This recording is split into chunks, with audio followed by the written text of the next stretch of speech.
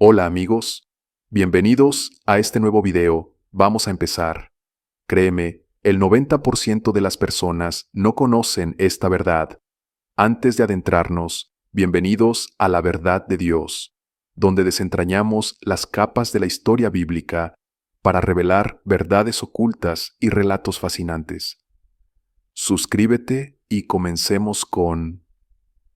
¿Qué pasaría si te dijera que el plan original de Dios nunca incluyó la idea de que los seres humanos fueran al cielo? De hecho, muy pocos saben que la ambición de Lucifer fue ascender al cielo, pero nunca se planteó como un anhelo de la humanidad.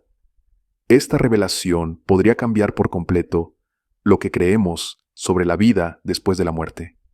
Según el Evangelio de Juan, capítulo 3, Jesús dijo: Si os he hablado de las cosas terrenales y no creéis, ¿cómo creeréis si os hablo de las celestiales? Y nadie ha subido al cielo, sino el que descendió del cielo, el Hijo del Hombre que está en el cielo.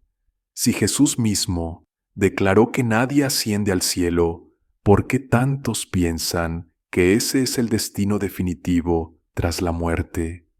La Biblia ofrece una respuesta clara, y para entenderla debemos empezar con una historia que proviene directamente de sus páginas. En el Evangelio de Juan, Jesús revela la voluntad del Padre acerca del futuro de la humanidad. Todo inicia cuando la gente le pide a Jesús que les dé de ese pan de vida para siempre. Ellos dicen: Señor, danos siempre este pan. Y Jesús responde: Yo soy el pan de vida. El que a mí viene nunca tendrá hambre, y el que en mí cree no tendrá sed jamás. Porque he descendido del cielo, no para hacer mi voluntad, sino la voluntad del que me envió. Y esta es la voluntad del Padre que me ha enviado, que de todo lo que Él me ha dado, yo no pierda nada, sino que lo resucite en el día postrero. Y esta es la voluntad del que me envió, que todo aquel que vea al Hijo y crea en Él tenga vida eterna. Jesús reitera esta promesa: Nadie puede venir a mí si el Padre que me envió no lo atrae, y yo lo resucitaré en el día postrero. Más adelante, en el versículo 54 del mismo capítulo, insiste: El que come mi carne y bebe mi sangre tiene vida eterna, y yo le resucitaré en el día postrero. De esta forma, queda claro que la voluntad de Dios no es que la humanidad ascienda al cielo tras fallecer, sino que resucite en el último día. El reino de Dios, como se expresa en la oración del Señor: Venga tu reino, hágase tu voluntad, así en la tierra como en el cielo, indica que el designio divino implica un gobierno establecido en la tierra. Una historia muy ilustrativa de esta creencia en la resurrección final y no en un ascenso inmediato al cielo aparece en el Evangelio de Juan con la muerte y resurrección de Lázaro. Cuando Lázaro cae enfermo, sus hermanas Marta y María mandan llamar a Jesús, esperando que sane a su hermano. No obstante, cuando Jesús arriba, Lázaro llevaba 4 días muerto. En el capítulo 11, Marta le dice a Jesús: Señor, si hubieses estado aquí, mi hermano no habría muerto, mas también sé ahora que todo lo que pidas a Dios, Dios te lo dará. Jesús la consuela diciendo: Tu hermano resucitará. Presta mucha atención a la reacción de Marta, porque en ella se ve que en aquel tiempo la mayoría no creía en subir al cielo inmediatamente tras morir, sino en la resurrección final. Marta le contesta: Yo sé que resucitará en la resurrección, en el día postrero. Esta conversación muestra cómo los primeros seguidores de Cristo y muchos judíos de la época confiaban en una resurrección futura, no en una partida inmediata al cielo. El resto del Nuevo Testamento también abunda en referencias a esa esperanza, la resurrección y el establecimiento del reino de Dios en la tierra. Un ejemplo lo encontramos en 1 Tesalonicenses, donde Pablo dice: Porque el Señor mismo descenderá del cielo con aclamación, con voz de arcángel y con trompeta de Dios, y los muertos en Cristo resucitarán primero. Luego nosotros, los que vivimos, los que hayamos quedado, seremos arrebatados juntamente con ellos en las nubes para recibir al Señor en el aire, y así estaremos siempre con el Señor. Aquí se refleja que la resurrección de los muertos sucederá en el momento del retorno de Cristo y no en cuanto morimos. Surge entonces la pregunta: si el plan de Dios es traer su reino a la tierra y resucitar a los muertos en el último día, ¿cómo se popularizó la idea de ir al cielo? Es aquí donde entra Lucifer, junto con ciertas doctrinas que la Iglesia Católica Romana ha perpetuado a lo largo de los siglos. Según la Biblia, Lucifer fue el primero en expresar el deseo de subir al cielo. El profeta Isaías registra su pretensión: subiré al cielo, en lo alto junto a las estrellas de Dios, levantaré mi trono, seré semejante al Altísimo. Esa ambición orgullosa de Lucifer provocó su caída. La verdad es que esa aspiración de ascender al cielo para usurpar el lugar de Dios no formaba parte de los planes divinos para la humanidad.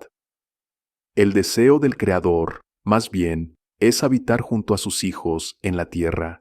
De hecho, en Apocalipsis 21 se explica cómo la Nueva Jerusalén desciende del cielo para establecerse entre los hombres. He aquí el tabernáculo de Dios con los hombres, y Él morará con ellos, y ellos serán su pueblo, y Dios mismo estará con ellos. Esto deja claro que la conclusión del plan divino no radica en que la humanidad suba, sino en que el cielo descienda. El afán de Lucifer por ascender es la raíz de una creencia tergiversada que de una u otra manera influyó en la doctrina posterior de la Iglesia. La idea de que las almas viajan al cielo de inmediato al morir se fue fraguando con el paso del tiempo, impulsada en gran medida por la Iglesia Católica Romana. En los primeros siglos del cristianismo, la mayoría creía en una resurrección final futura, como constatan pasajes de Daniel 12:2 y Juan 5:28. Pero este concepto de ascender directamente al cielo se reforzó con la influencia de la filosofía griega, especialmente el platonismo, que veía el cuerpo como un receptáculo temporal y al alma anhelando volver a un plano divino. Teólogos de renombre, como Agustín de Hipona, asumieron muchos de estos planteamientos, y poco a poco la Iglesia los integró de forma oficial. El Concilio de Florencia, 1439-1445, jugó un papel crucial al proclamar que en el instante de la muerte las almas son juzgadas y enviadas al cielo, al infierno o al purgatorio, sustentando la idea de un juicio particular inmediato. Esto contrastaba con la noción de una resurrección colectiva al final de los tiempos. Además, surgió la doctrina del purgatorio, un estado temporal para purificar almas que no están completamente listas para entrar al cielo. Este planteamiento no aparece de forma explícita en la Biblia, pero se fue apoyando en tradiciones eclesiásticas y argumentos teológicos a partir de textos como Tundo Macabeos 12:46 o 1 Corintios 3:15, no reconocidos por todas las confesiones cristianas. La propagación de estas enseñanzas cumplió, además, una función de control religioso muy significativo.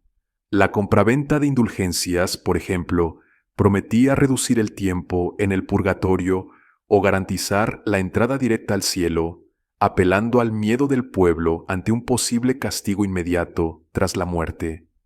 La creencia de un juicio final pospuesto quedó en segundo plano. Sumado a ello, prácticas como la confesión obligatoria a un sacerdote reforzaron la autoridad eclesiástica, pues se consideraba que sólo por medio de un confesor autorizado se podía alcanzar el perdón de Dios. Si bien Juan 20:23 habla de la facultad de perdonar pecados, 1 Juan 1:9 enfatiza la confesión directa a Dios, lo que sugiere que el modelo bíblico no siempre requería intermediarios. Con el paso de los siglos, la visión de un cielo o un infierno inmediatos tras la muerte se volvió central en buena parte del cristianismo occidental, desplazando el enfoque original de la resurrección futura y la instauración del reino de Dios en la tierra. Por otra parte, la Escritura insiste en la idea de la resurrección y un juicio final, señalando que Cristo regresará y los muertos se levantarán para ser juzgados, conforme a Apocalipsis 20:12, donde se lee: «Vi a los muertos, grandes y pequeños, de pie delante de Dios. Y los libros fueron abiertos, y los muertos fueron juzgados por las cosas que estaban escritas en los libros, según sus obras».